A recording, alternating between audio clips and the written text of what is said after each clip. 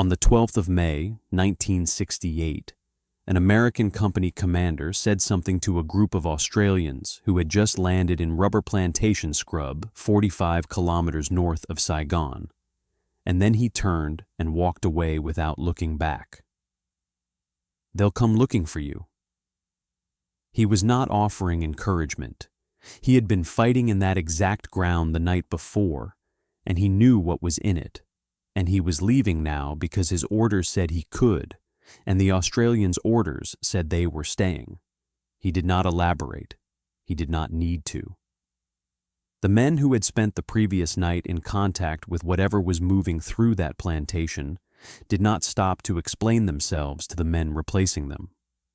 They got on their helicopters and they left, and the Australians watched them go and then turned back to the rubber trees and the failing light and the weapon pits that were not yet deep enough.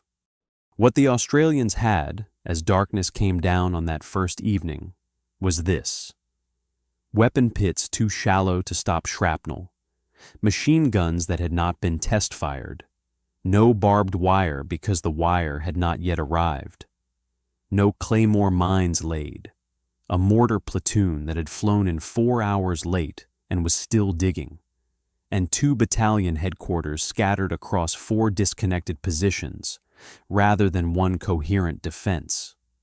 The task force commander was not present. The artillery headquarters was not present. The man nominally in charge of the base that night had not planned to be in charge of it, and had not been given the resources that would have made the charge manageable. What was already in the grass, forming up in the rain less than 300 meters away, they would not know until 3:30 in the morning. Tell me in the comments, did you know the Battle of Coral-Balmoral cost more Australian lives than Long Tan? Because most people don't. And the reason most people don't is itself part of the story you're about to hear. Stay with me until the end. To understand what happened in the rubber plantation north of Saigon in May and June of 1968, you need to understand the particular year it happened in, and what that year had done to every calculation on which the war was being fought. The Tet Offensive began on the 31st of January, 1968. Between 85,000 and 100,000 North Vietnamese Army and Viet Cong troops attacked simultaneously across South Vietnam provincial capitals, military bases, the United States Embassy in Saigon. The stated objective was to trigger a general uprising of the South Vietnamese population against their government and its American patrons. The uprising did not materialize. The attacks were repelled within days in most locations, within weeks in Hue, and at a cost to the attackers of more than 45,000 dead. It was, by any conventional military measure, a catastrophic defeat for Hanoi. The Western press covered it as a turning point. They were right, but not in the way the military press releases suggested. The scale of the offensive, its coordination, its audacity, its willingness to absorb losses that any Western army would have found unacceptable, demolished the public claim that had been made repeatedly by General William Westmoreland and his political masters, that the war was being won, that the enemy was weakening, that there was light at the end of the tunnel. Westmoreland had said in November of 1967 that it was conceivable the enemy would be so weakened within 2 years that American force levels could be reduced. The Tet Offensive answered that assessment in blood. President Lyndon Johnson announced on the 31st of March, 1968, that he would not seek re-election. Westmoreland was replaced by General Creighton Abrams. Australian Prime Minister John Gorton announced, in the shock of the immediate aftermath of Tet, that Australia would not increase its military commitment in Vietnam beyond its current level of 8,000 personnel. These announcements were made in a period of weeks. Each one signaled a different kind of limit: political, military, diplomatic, and Hanoi read each one as a data point. General Vo Nguyen Giap, the architect of North Vietnam's military strategy, read these developments with precision. The offensive had been a tactical disaster. It was simultaneously a strategic triumph of the First Order. And the logic that had produced Tet, the willingness to sacrifice tens of thousands of soldiers in pursuit of a political result at the negotiating table, would produce the next offensive on the same terms. On the 5th of May, 1968, the May Offensive began. 119 simultaneous attacks against cities, towns, and military installations across South Vietnam. 13 enemy battalions penetrated Saigon itself. The street fighting in the capital lasted a week. American casualties for that single week reached 652 killed, and 2,225 wounded, the costliest 7 days of the entire American war. The timing was not accidental. The Paris peace talks, the first formal negotiations between Washington and Hanoi, were scheduled to open on the 13th of May. The May offensive was designed to ensure that Hanoi arrived at those talks with maximum demonstrated military pressure. Historian Peter Ham described the logic plainly.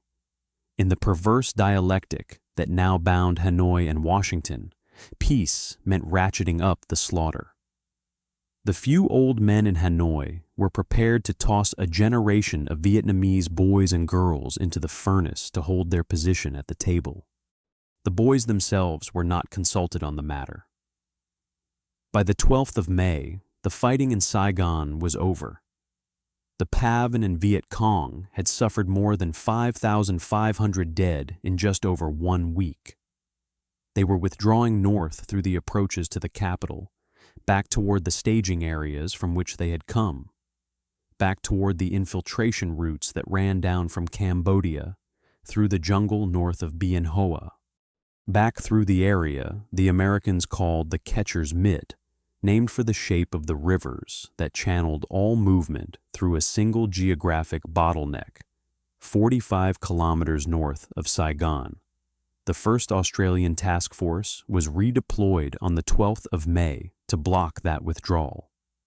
The soldiers of the 1st Australian Task Force had been based at Nui Dat in Phuoc Tuy Province since 1966, fighting a version of this war that was methodically different from the American approach.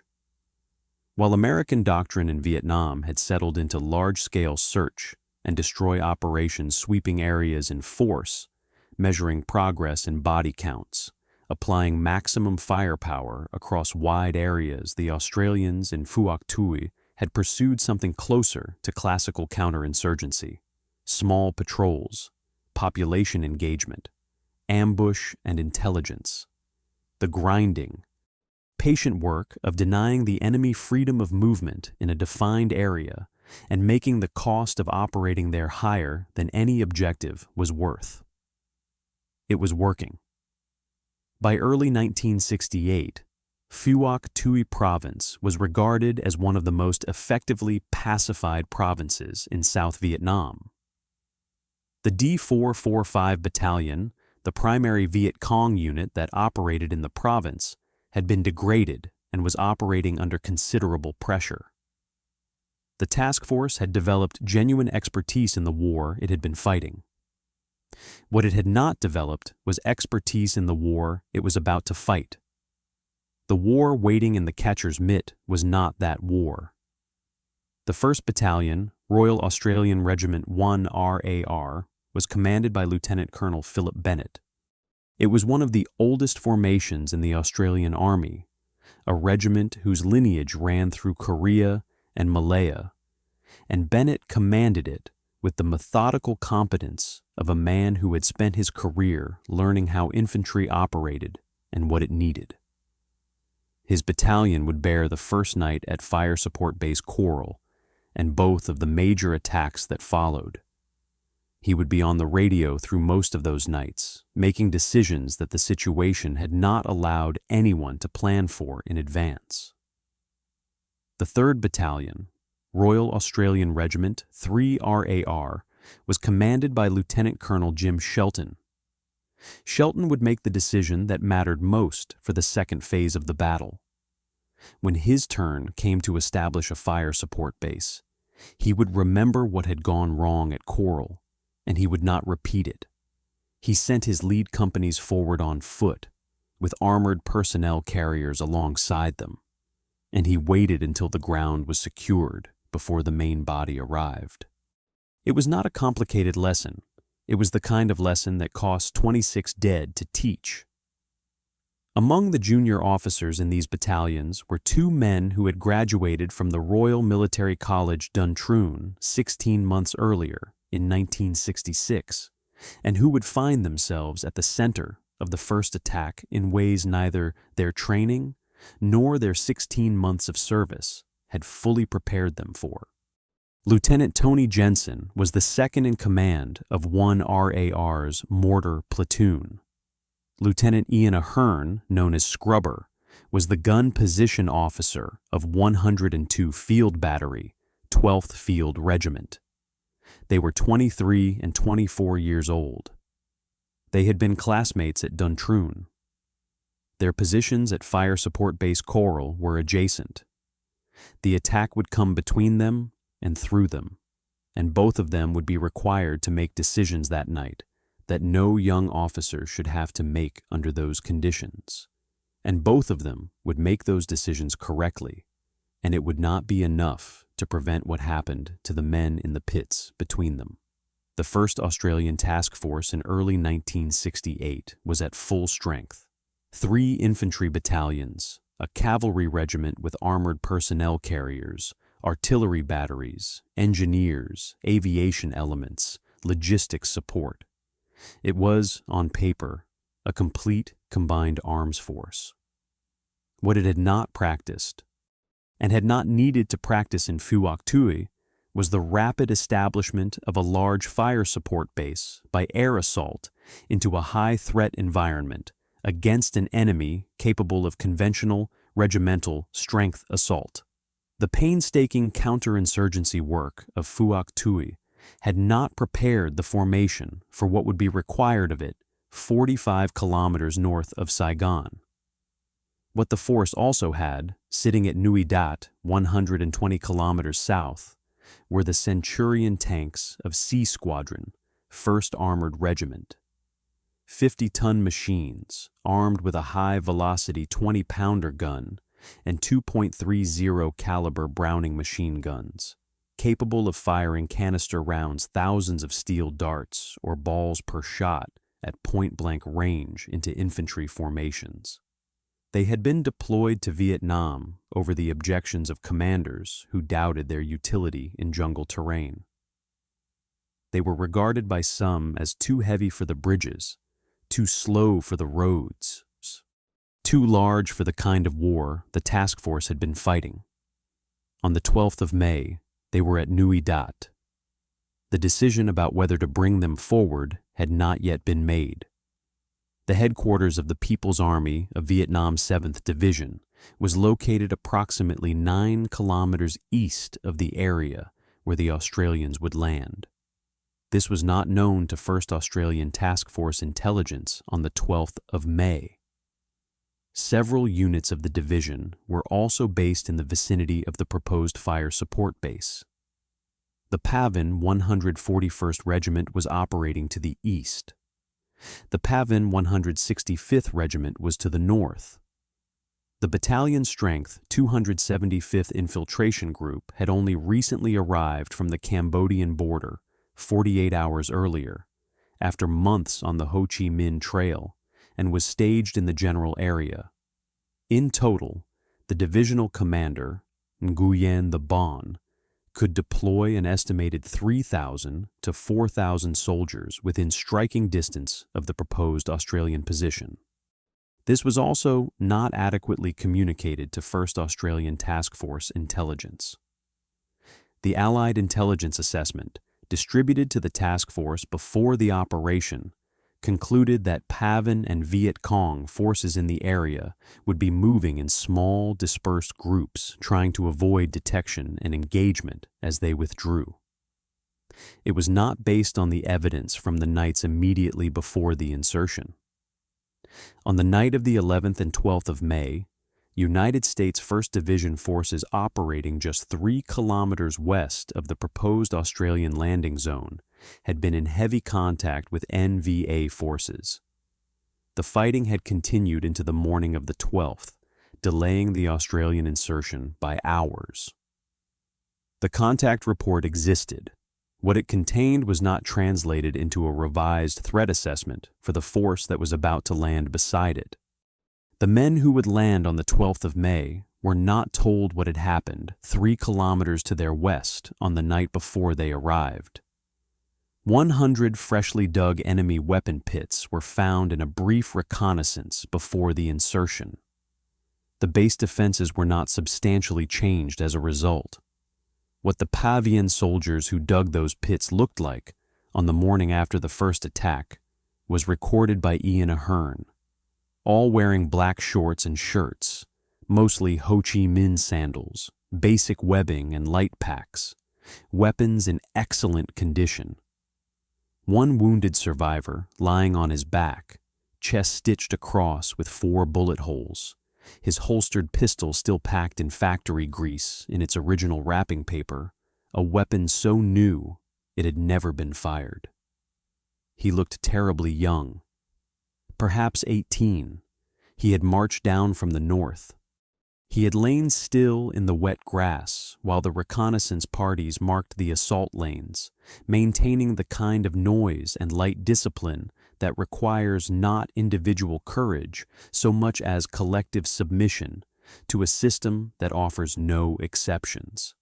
His discipline and the discipline of the men around him had delivered an assault force undetected to within rushing distance of the Australian gun positions. He was part of a force that absorbed tactical losses at a rate that would destroy any Western army, and kept coming, because the men in Hanoi had decided that the cost of the Paris talks was paid in the lives of boys like him, and the boys had not been asked.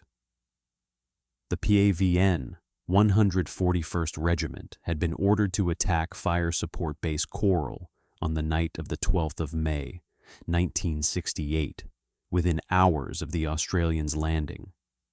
The reconnaissance had shown the gun positions exposed and the defense incomplete. The divisional commander, Nguyen the Bon, had committed his forces immediately without waiting for a more favorable moment. The moment, as he understood it, was already as favorable as it was going to be. The Australians had just arrived. They were still digging. They had no wire. The mortars were not yet fully emplaced. The reconnaissance parties had confirmed the positions. The signal was given. On the morning of the 12th of May, the fly-in began. The plan was sequential and logical. The 3rd Battalion would go in first, secure the landing zone, and hold it while the 1st Battalion arrived. The 2 artillery batteries, 1 Australian, 1 New Zealand, would establish their gun positions in the cleared rubber plantation. The rifle companies would move into ambush positions around the base perimeter by last light. The headquarters elements would be in place and operational before dark. Nothing proceeded as planned. Almost nothing. American forces at the designated landing zone were still in contact, fighting the engagement that had begun the night before. The fighting delayed the first Australian elements and forced a redesignation of the landing zone to a position 1,000 meters southwest of the original. American CH-47. Chinook helicopters arrived carrying the guns of the New Zealand 161st Battery before the base was ready, and the Chinook pilots had other pressing missions. They deposited the guns in the revised clearing and departed, leaving the battery physically separated from the Australian battery that was supposed to be positioned adjacent to it. One battery here, the other there, 1,200 meters apart. neither in the position the defense plan had specified. National Serviceman Lieutenant Gordon Alexander, watching the insertion unfold, described it later as an absolute debacle. Major Peter Phillips, commanding D Company 3 RAR, said he had a confused afternoon because he was never entirely sure exactly where they were. The delays cascaded through the afternoon.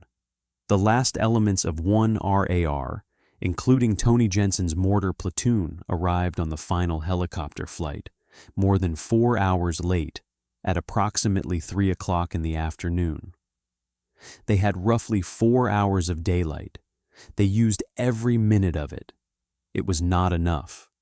Jensen's platoon had time to dig their mortars to approximately 1 meter and scratch out individual weapon pits that were shallow enough to fill with water when the rain arrived at 6 o'clock that evening. Bombardier Andy Forsdyke of the Regimental Headquarters Battery, who was in charge of the M60 machine gun team, positioned 20 meters in front of the gun line, recorded what the rain did. All shell scrapes filled with water. Mud got over everything, later causing numerous weapons to jam. The machine guns that had been positioned around the perimeter had not been test-fired and would not be test-fired before the attack came. There was no time. The barbed wire had not arrived. No Claymore mines were in position. The 2 battalions and their supporting elements were scattered across 4 loosely connected groups, rather than a coherent defensive arrangement. The task force tactical headquarters was not at Coral, it was still at Bearcat, 30 kilometers south, not expected until the following morning. The artillery tactical headquarters was also at Bearcat. Brigadier Ron Hughes, the task force commander, was at the rear headquarters at Nui Dat, also due forward the next day. The plan had assumed the insertion would proceed on schedule. The insertion had not proceeded on schedule. The people responsible for commanding the base in a crisis were not at the base. The FSB commander on the night of the 12th of May was Major Brian Murtaugh, second in command of the 12th Field Regiment. This was not a command arrangement that had been planned. It was the arrangement that existed when the day's confusion had finished arranging itself. At 5:30 in the afternoon, the first contact. Major Tony Hammett's D Company, 1 RAR, setting up an ambush position 2,500 meters north of the base, had a 10-man NVA patrol walk directly into them. 1 NVA killed, 1 Australian wounded. Hammett told his men, "Dig, dig, dig." He declared 50% stand to for the entire night. Through the evening, the rifle companies reported fleeting contacts with small groups moving around the perimeter. Green tracer rounds exclusively used by NVA forces. Allied forces used only red tracer were observed being fired vertically into the air from several different locations around the base. The vertical green tracer was a known NVA technique. Reconnaissance parties firing into the air to mark the positions of defenders, using the return fire to establish exactly where the Australian positions were. It was logged by the duty officers. The full significance of what it meant the assault force already close, already measuring, already preparing, was not understood in time to change what happened next. At midnight, Jensen's mortar position was probed. A brief contact. Possibly 3 NVA killed before they broke off. Then an hour and a half of silence. The silence that the NVA used to complete their approach, to settle their men into the forming up positions, to confirm the targets that the reconnaissance had identified over the previous hours. At 25 minutes past 2 in the morning, 3 NVA soldiers from a forward reconnaissance party walked into a D Company ambush 2,500 meters north of the base. In the firefight that followed, 1 NVA was killed. Rocket-propelled grenades were fired into the trees above the Australians. 1 Australian soldier was killed. 11 were wounded from a single platoon. The reconnaissance party had found what it was looking for. It had spent the night confirming Australian positions, marking assault lanes, and reporting back. The attack now had everything it needed. In the rain and the darkness, the assault force had moved to within rushing distance of the Australian guns without being detected. The green tracer rounds had told them exactly where to go. Forsdyke, lying with his 7-man machine gun team 20 meters out in front of the battery, heard loud rustling in the grass. He telephoned the regimental CP and requested permission to open fire. The CP replied that it was not sure what was going on. Permission denied. Forsdyke waited. The rustling continued and grew louder. Then Forsdyke saw the NVA stand up, very close to his team. Everyone, including the enemy, went to ground simultaneously as a very heavy barrage of mortar and rocket fire came into the mortar platoon position, and then onto 102 field battery. The attack on fire support base Coral had begun. 5 minutes of rocket and mortar fire. A 10-minute pause. Then signal flares arcing up into the dark. 2 companies of the PAVN 141st Regiment rushed the base from the northeast in long, straight lines, moving across a frontage of between 150 and 200 men. The 1 RAR mortar platoon was directly in their path. 18 men had gone into those positions at last light. They were in shallow shell scrapes, many partially flooded. They had no overhead protection. Jensen, who had been in Vietnam for 16 months and had never faced anything on this scale, shouted to his platoon to stay in their pits and reached for his radio. He advised the local defense command post and then 1 RAR headquarters of his situation. Headquarters needed 3 reports before they understood what was happening at the mortar platoon. 3 reports in the dark, with assault waves already crossing the ground between the forming up place and the gun line. 5 men of the mortar platoon were killed. 8 were wounded. In the moments that followed, Jensen made 3 decisions in sequence, each one under conditions that would have been fatal to a man who hesitated.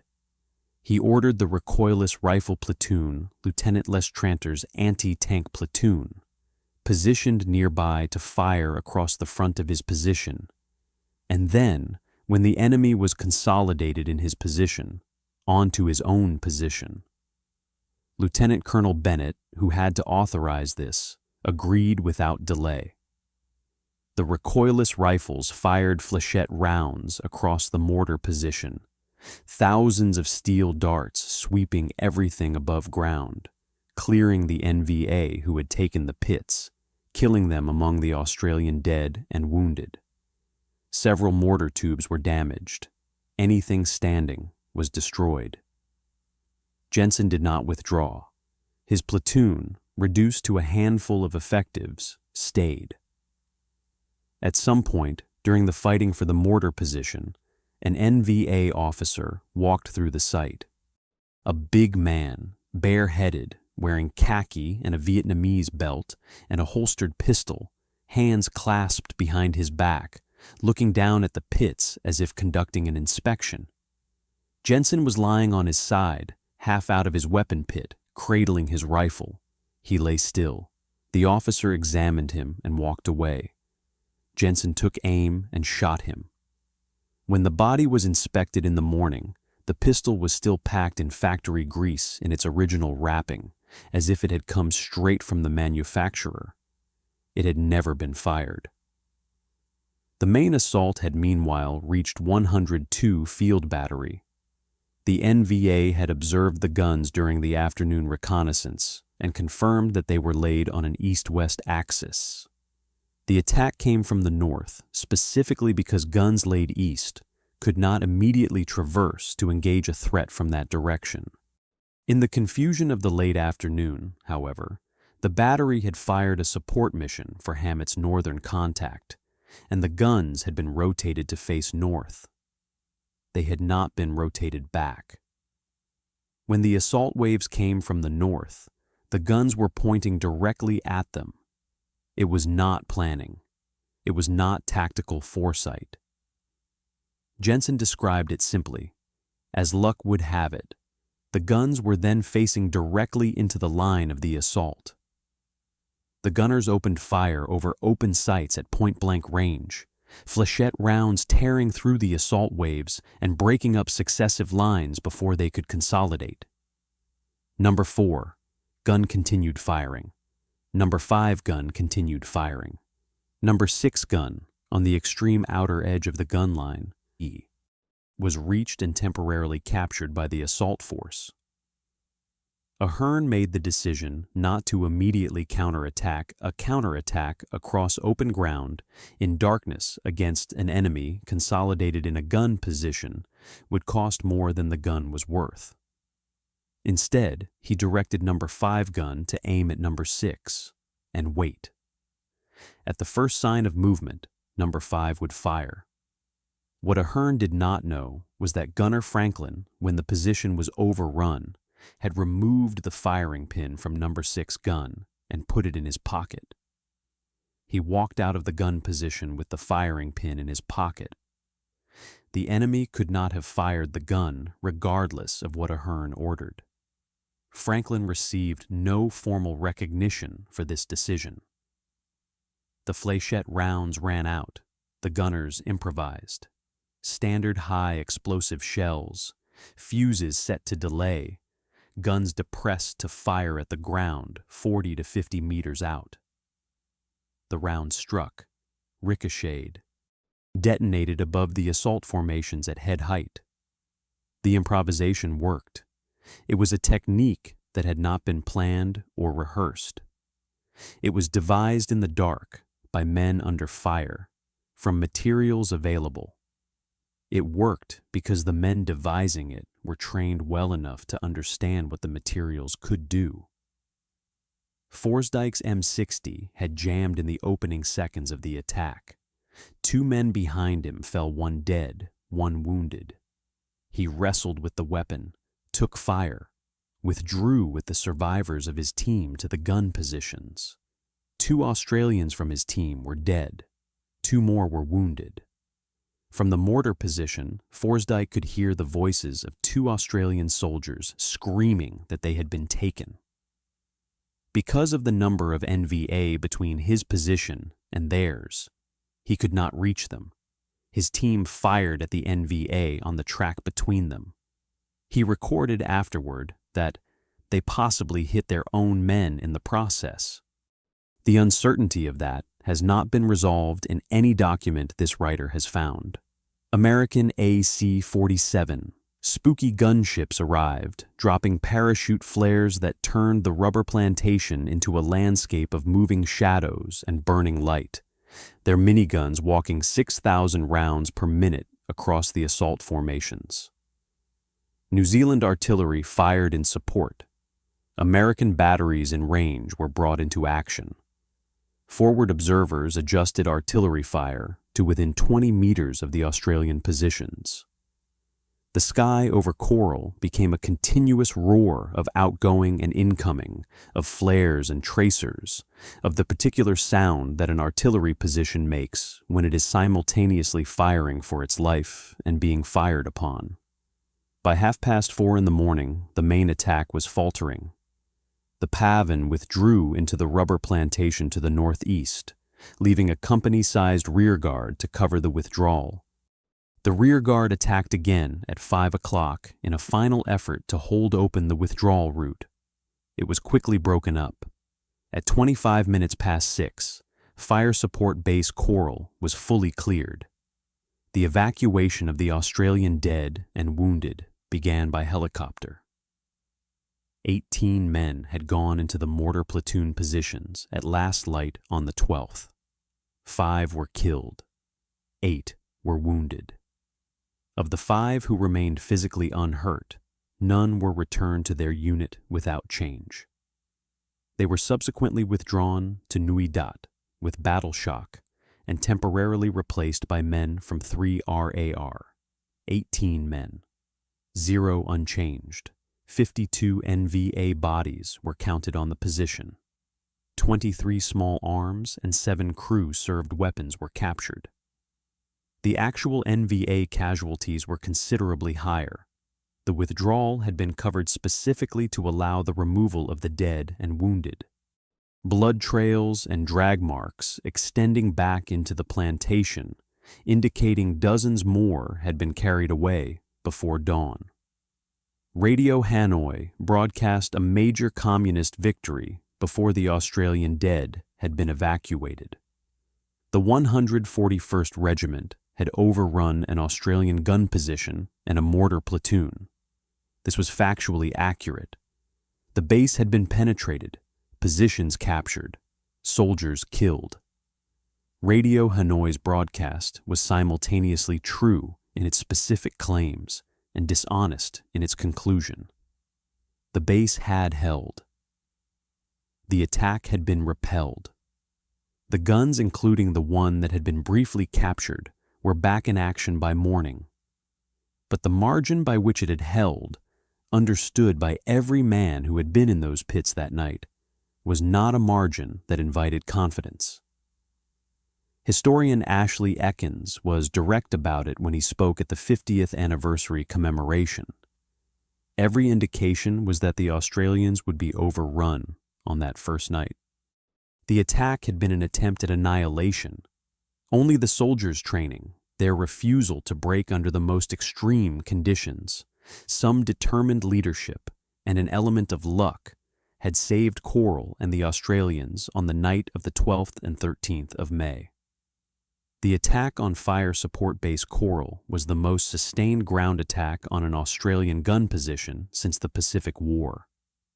Brigadier Hughes arrived at 8 o'clock on the morning of the 13th. His direction was immediate and unambiguous. All-round defense properly established before the next night fell.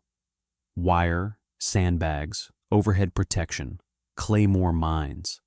Machine guns test-fired, arcs tied in, positions mutually supporting.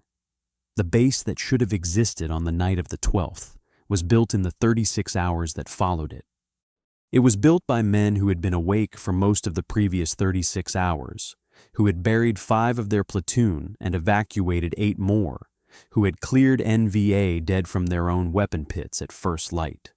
They built it anyway. A squadron, 3rd Cavalry Regiment, arrived on the 13th with M113 armored personnel carriers, providing the mobile firepower the perimeter had previously lacked. The 3rd Battalion established a second fire support base, FSB Coogee, 4 kilometers to the west, giving the artillery coverage across a wider area of operations. The Australians spent the 14th patrolling aggressively. 9 contacts in a single afternoon between 3 and 4 kilometers from Coral, 3 Australians killed, 5 wounded, 12 NVA killed, 2 wounded. The enemy was still in strength around the base, probing and reconnoitering, and the platoon-sized patrols that were the task force's standard operating procedure in Phuoc Tuy were now going out against an enemy operating in far superior numbers. On the 14th of May, 1968, during one of those patrol contacts approximately 3 kilometers from Fire Support Base Coral, Private Richard Leslie Norden of B Company, 1 RAR, performed the actions for which Australia's highest military honor would eventually be awarded. He enlisted in April of 1966, arrived in Vietnam in December of 1967, and joined 1 RAR 34 days before the battle on the 10th of April. He had been born in Gundagai, New South Wales, a small town in the Murrumbidgee River country, and he had come to war by the path that most of these men had come to it through an army that trained him and sent him to a country he had not known before the army gave it to him as an assignment. On the 14th of May, 5 Platoon, B Company was ambushed by a North Vietnamese Army squad in established positions. The forward scout and the section commander were both wounded and cut off from the rest of the platoon in the opening moments of the contact. The remainder of the leading section was itself cut off from the platoon by accurate and sustained enemy fire. Norden ran forward through the fire toward his section commander and the scout. He killed one NVA soldier as he moved. He expended his ammunition. He picked up the dead scout's weapon and continued firing. He half carried and half dragged the severely wounded section commander back to the section. Then he went back. The scout's body was in the open. An NVA soldier was using it as cover and firing from behind it. Norden killed him, secured grenades from his section, returned to the position, and cleared it sufficiently for the scout's body to be recovered. He was severely wounded during the action. He was 22 years old. He had been in one RAR for 34 days. The Distinguished Conduct Medal was awarded to him in 1969. He died in the line of duty in 1972 while serving as a member of the Australian Capital Territory Police. He was 24. The Victoria Cross for Australia was announced on the 11th of November, 2024 Remembrance Day, 56 years after the action. His widow, Mrs. Robin Freeman, received the medal at an investiture ceremony in Rockhampton on the 15th of July, 2025. His widow received the medal. He had been dead for 53 years. By the 15th of May, the Australians considered their defenses at Coral properly coordinated. The PAVN 141st Regiment, having absorbed severe casualties in the first attack, had not gone away. It had evaded the patrolling and was preparing to attack again. At 2:30 on the morning of the 16th of May, the second major attack on Fire Support Base Coral began. 60 guns responded. 3 batteries of 105mm field guns, 1 battery of 155mm howitzers, 1 8-inch battery, 9 81mm mortars, augmented by 3 heavy fire teams of helicopter gunships and 3 fighter bombers arriving with bombs and napalm. The base that had been barely defended on the first night now had the full weight of a combined arms response available to it. This is what the first night should have looked like. The cost of the difference between the first night and the second was paid in 9 dead and 28 wounded. The PAVN came anyway. A battalion-sized force achieved a partial break-in. They overran part of 3 platoon, accompanied the platoon that had been hit hardest by the opening bombardment. Lieutenant Neil Weeks, commanding the platoon, did what the situation required. He ordered his men to fix bayonets, reorganized the defense under fire, and called close mortar fire down onto his own position to drive the enemy back. He held the line. He was later awarded the Military Cross. The attack was broadened to include C Company, simultaneously engaging 3 of the 4 Australian rifle companies on the perimeter. The PAVN opened gaps in the wire but could not press through. By 6 o'clock in the morning, after 4 hours of fighting, they broke contact and withdrew. 5 Australians were killed. 19 were wounded. 34 NVA bodies were found on the perimeter at dawn. Intelligence subsequently indicated that fewer than 100 of the 790 attacking troops had survived the night unwounded.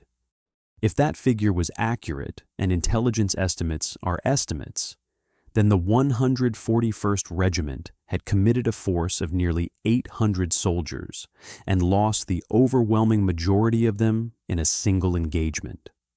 On the 17th of May, General Westmoreland visited Fire Support Base Coral and congratulated the task force on its defense. It was one of his last acts in command. The man who had said, in November of 1967 that he hoped the enemy would try something because he was looking for a fight. That man was being replaced by Creighton Abrams, whose approach to the war would be different in almost every respect. Westmoreland's congratulations arrived like a formal gesture from a receding era. On the 22nd of May, the PAVN attempted a third attack on Coral. The Australian mortars dispersed them as they were forming up. The attack never came to the wire. The base had learned. And now the tanks were coming. On the 21st of May, Colonel Donald Dunstan, who had taken command of the task force when Hughes departed for prearranged leave in Singapore on the 18th, made the decision that would define the remainder of the battle. He ordered the Centurion tanks of C Squadron, 1st Armored Regiment, to drive from Nui Dat to Fire Support Base Coral. The answer weighed 50 tons. It had been sitting at Nui Dat because some commanders doubted it was right for this war. The Centurion had arrived in Vietnam carrying a weight of institutional misgiving, too heavy for the terrain, too slow for the roads, a liability rather than an asset in the jungle counterinsurgency work that had been the task force's primary mission in Phuoc Thuys. Most Bailey bridges in the operational area were rated for well below the weight of a fully loaded Centurion. The column's engineers would find out, bridge by bridge, whether the calculations held. What Dunstan had seen in the two major attacks on Coral was that the catcher's mitt was not Phuoc Thuys.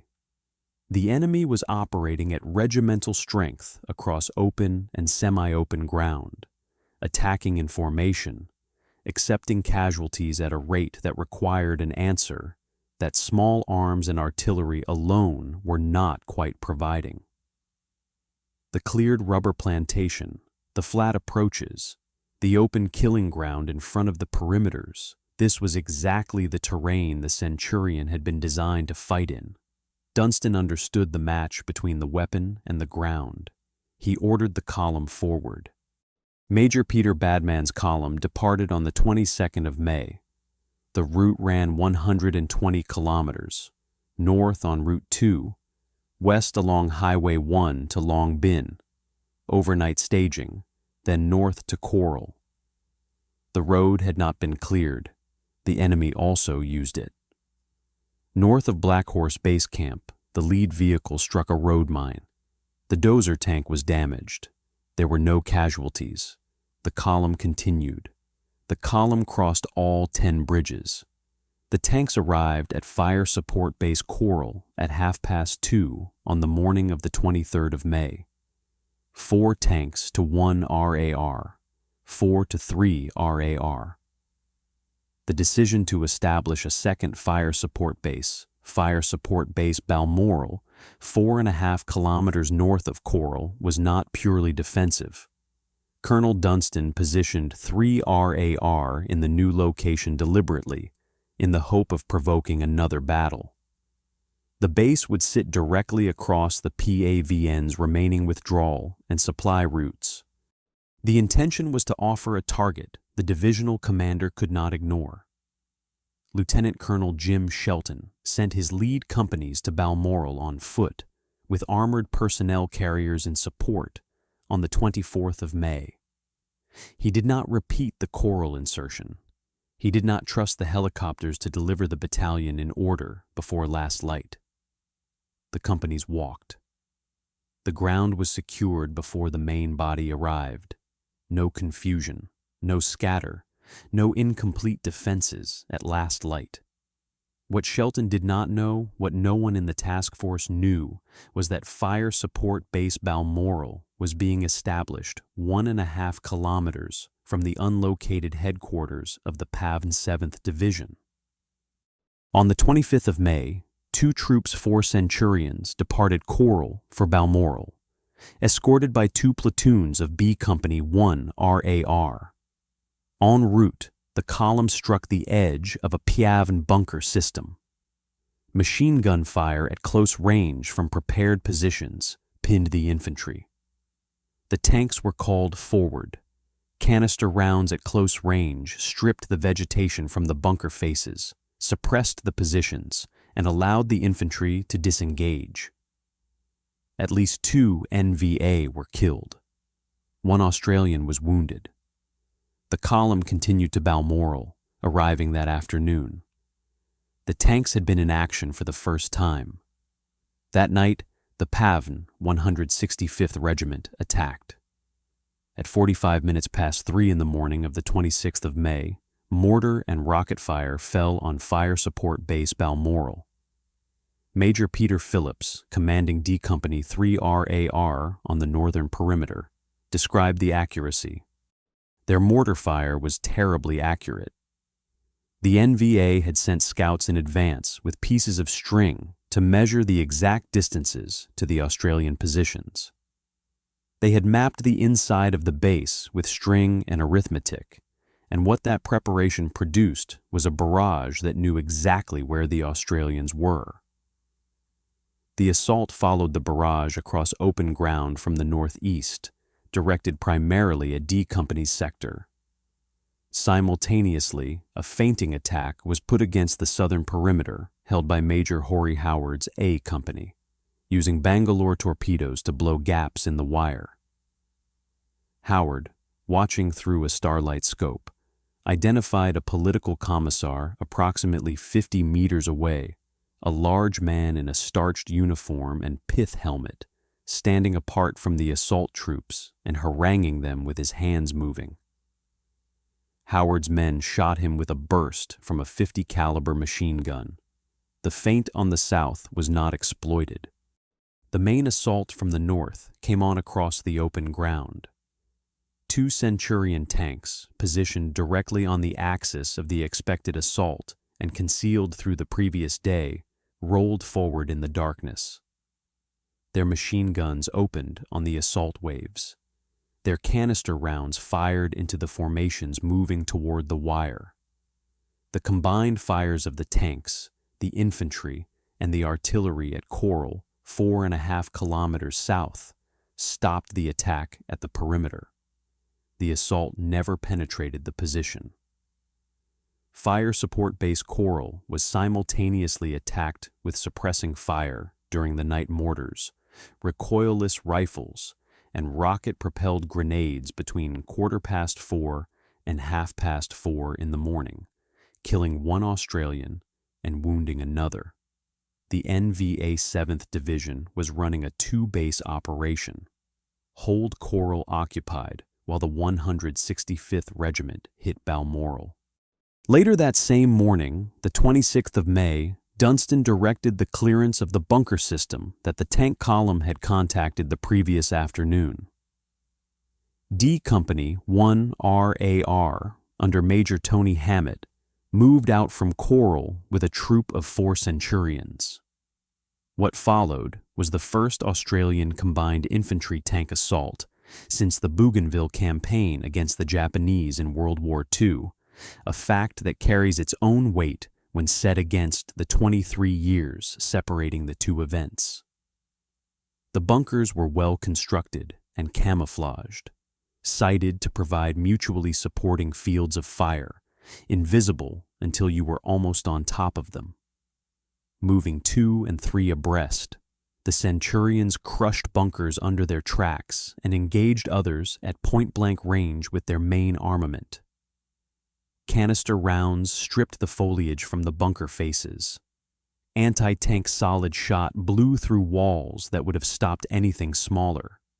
The infantry followed the tanks using rifles and grenades, with assault pioneers working flamethrowers against the larger positions. The PAVN defenders responded with RPG-2 rounds at close range. The armor of the Centurion was impervious to them. The tanks were not damaged. 14 bunkers were destroyed in a 3-hour engagement. 7 NVA bodies were counted. No Australians were killed. None were wounded. When Hammett's company returned to Coral that afternoon, the soldiers went up to the tanks and touched them, running their hands across the armored hulls. "Like horses," Hammett said. The The tanks had done something that the men could not have done without them, and they understood it, and they were grateful for it in the specific way that soldiers are grateful for the thing that keeps them alive. The institutional misgivings about the Centurions in Vietnam, the weight concerns, the bridge concerns, the terrain concerns were settled that afternoon in the rubber plantation, and they did not resurface. The 28th of May, 2:30 in the morning, the PAVN 165th Regiment attacked Balmoral for the second time. At regimental strength, a 2-battalion assault preceded by mortar fire from the south. The feint came again from the south. Sappers blowing the wire in front of A Company with Bangalore torpedoes. The Australians had been expecting it.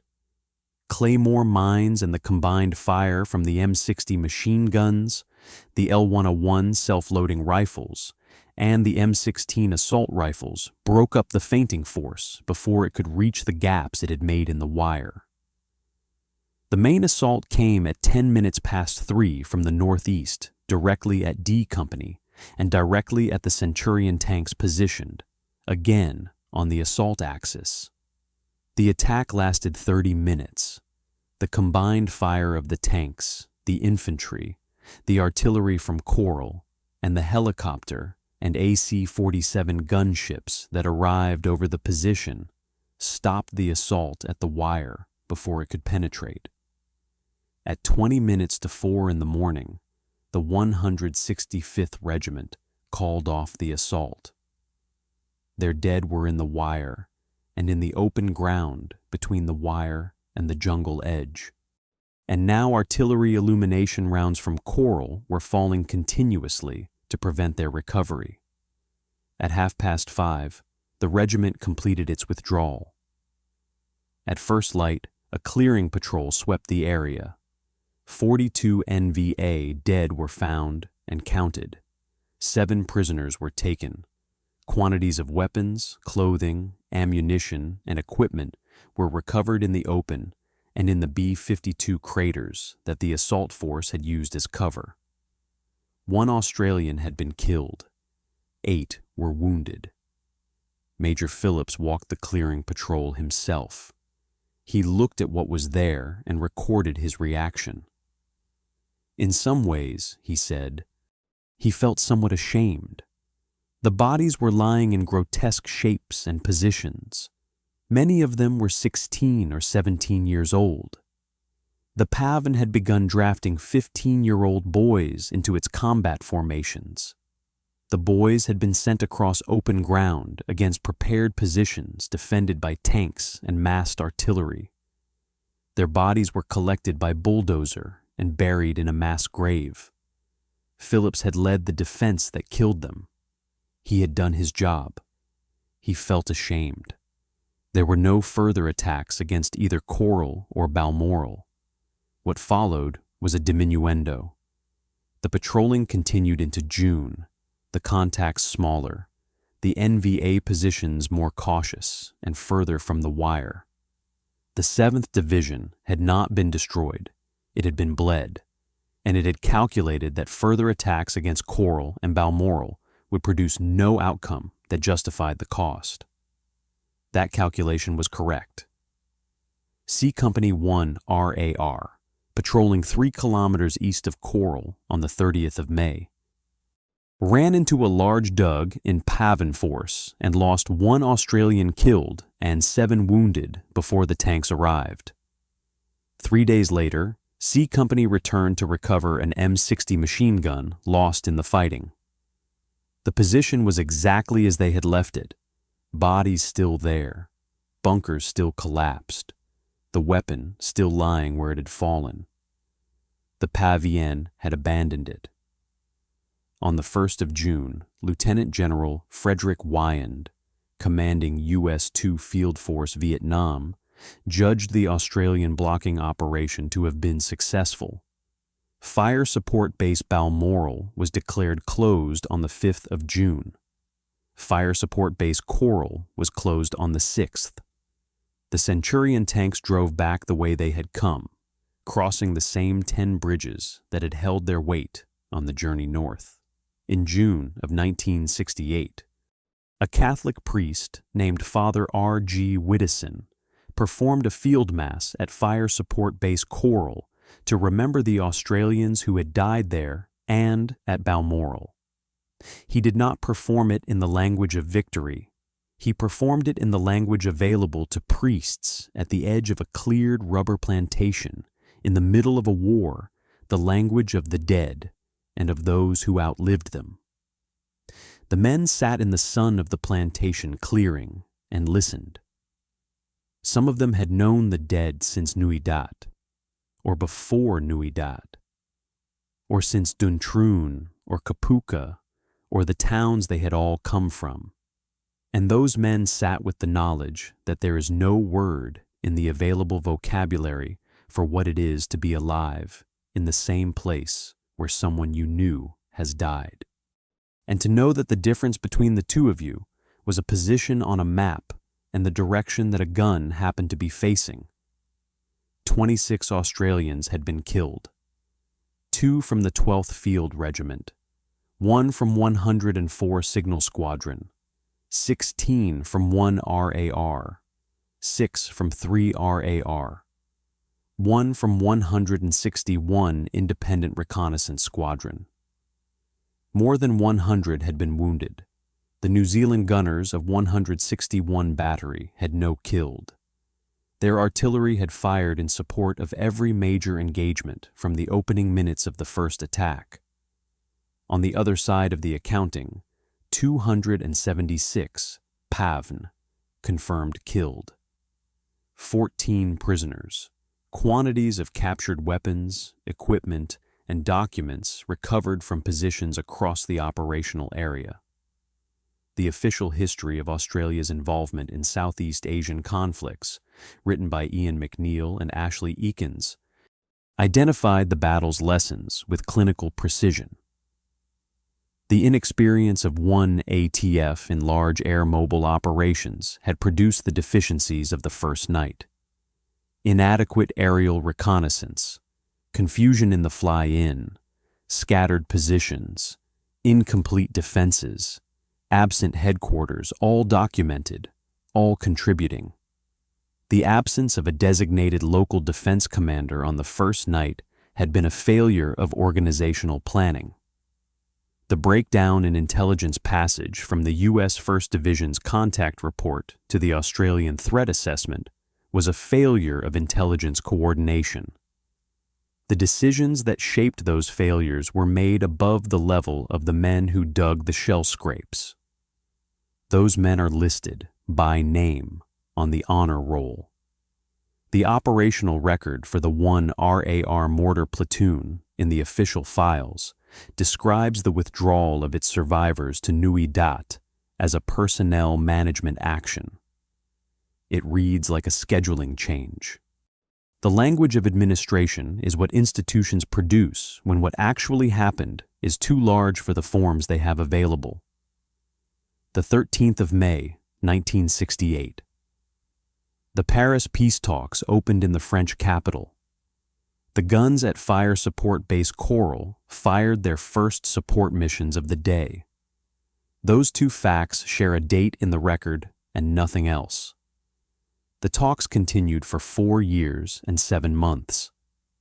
The men who made it possible for those talks to proceed from a position of demonstrated military capability boarded helicopters for Nui Dat and did not appear in any of the delegations. They appeared nowhere in the formal record of what the Paris talks produced. They appeared only in the honor roll of what they cost. 26 Australians are on that honor roll. The talks continued. Both sides registered the battles as evidence for their respective positions in the negotiations. The PAVN had demonstrated it could sustain regimental strength attacks against defended positions and absorb catastrophic losses without withdrawing from the field. The Australians had demonstrated those attacks could be broken at the wire by a properly prepared defense with adequate armor and artillery support. Neither demonstration resolved anything at the table in Paris. The men who had made those demonstrations flew back to Australia and discovered what the country had done with it in their absence.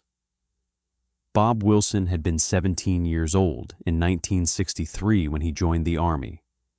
He was a boy from Overrun, a town in the central tablelands of New South Wales, and he had never heard of Vietnam. By 1968, he was on his second tour, and he fought at Coral and Balmoral, and when it was over, he came home. "World War II veterans didn't want to know us," he said, years later. They turned their backs. This was not primarily a story of hostility. It was a story of absence. The Vietnam War did not fit the available Australian narrative of military service. It was not a declared war. It was not a fight against a clearly defined aggressor who had attacked anyone's home soil. It did not end in victory by any definition that could be announced in a public square. The men who had fought it came home to a country that had sent them, and then found the subject uncomfortable, and the discomfort expressed itself as silence. It expressed itself as a preference not to ask, a preference to let the subject remain what it was: ambiguous, contested, unresolved, rather than to sit with what the men who had been there were carrying. The country had made that choice. It had made it quietly, which is the way such choices are usually made, and the men who came home were required to carry what they carried in whatever private arrangement they could manage. Robin Carbons of 3RAR had arrived at Fire Support Base Balmoral on his 23rd birthday, the 23rd of May, 1968. He returned to Australia and spent 30 years trying to forget about the war, keeping himself busy. He described it as the dirty war. He had 13 jobs in 2 years. He married, divorced, married again. The nightmares continued for decades. He eventually described it publicly because there were veterans younger than himself who were in the same place he had been, and he thought it mattered for them to know it was possible to come through.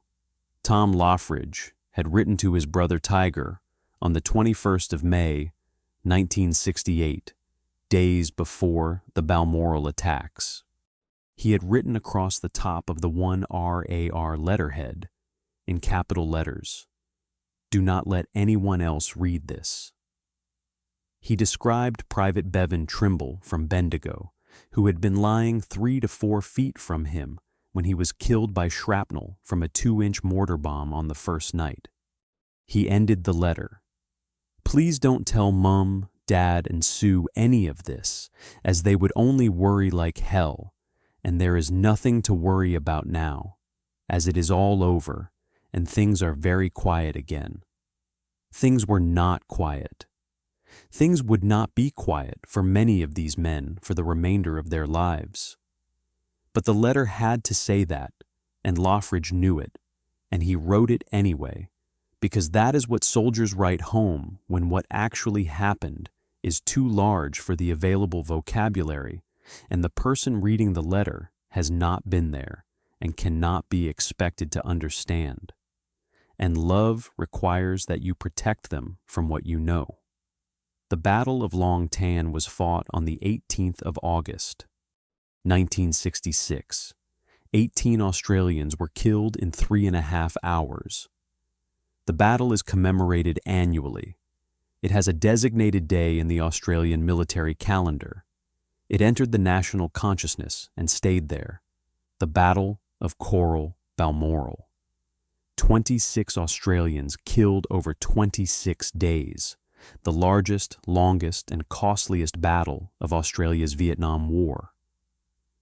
The unit citation for gallantry, 50 years.